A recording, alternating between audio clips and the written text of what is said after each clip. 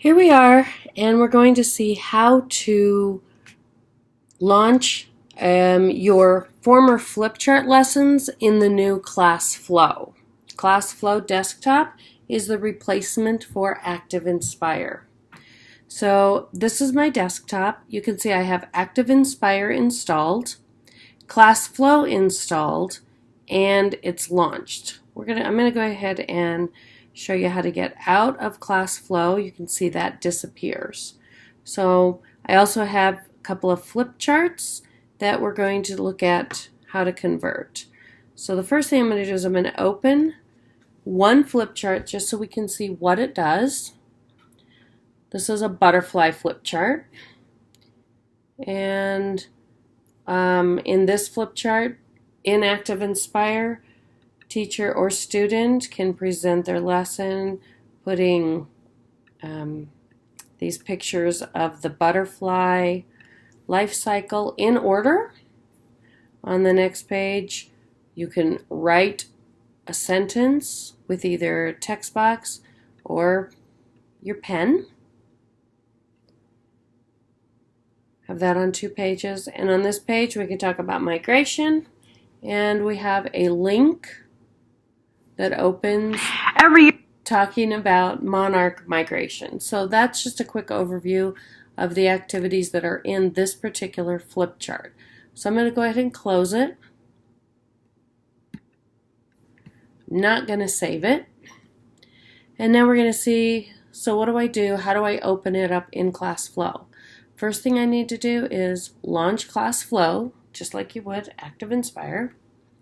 But you're going to see instead of it taking over the whole screen, you just get this icon in the bottom. This is where you access all of the Classflow tools. Some of them are grayed out, some of them are not, some of them are working. From here, I'm going to use the folder icon to launch my current flip charts. If I've already launched it, or I have what's called a Classflow lesson, recently it'll appear here, or I can browse my computer. Just like Active Inspire, these are not stored on the web. These are stored on your computer. But since I want to convert, I'm going to click Convert File to a Lesson. And it'll give me some choices. I'm going to go to my desktop, and the only one I convert right now is this butterfly flip chart. I have a different one. And I'm going to open it. It's going to do a little work. And now it's going to open the butterfly flip chart as a Classflow lesson, ready for me to go ahead and present. So this is the Classflow desktop, very much like Active Inspire, except for it has the presentation mode and the building mode on two separate areas. From Lesson Builder, we have a wide variety of tools. I can add some stuff to it. For instance, I can go ahead and put here butterfly life cycle. Okay. I can add shapes if I want. One thing you'll notice that is slightly different. Once I pick a shape, I don't know what I picked, it automatically just pops it into, rather than the old click and drag. So I'm going to go ahead and delete that. So let's go ahead and take a look at, I can look at each page in the Lesson Builder, see if it's what I want. Slightly skewed, you can see there's an action involved. But when I'm ready to present my lesson, I use, you do have to save along the way, making sure that you always save whenever you do things. And then I'm going to hit play, and that will present just the same as Active Inspire. I can collapse down all the cards so that it takes up the full screen. From here, I can go forward in my lessons. I can write.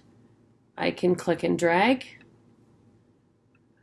Very, very similar feel.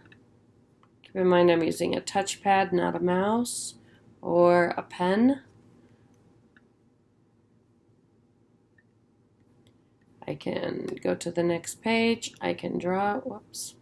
I can draw right answers. And when I get to this particular page, I did have, keep in mind, Classflow desktop does not have to be connected to the internet. However, if there is an action that will launch the video, it is already there.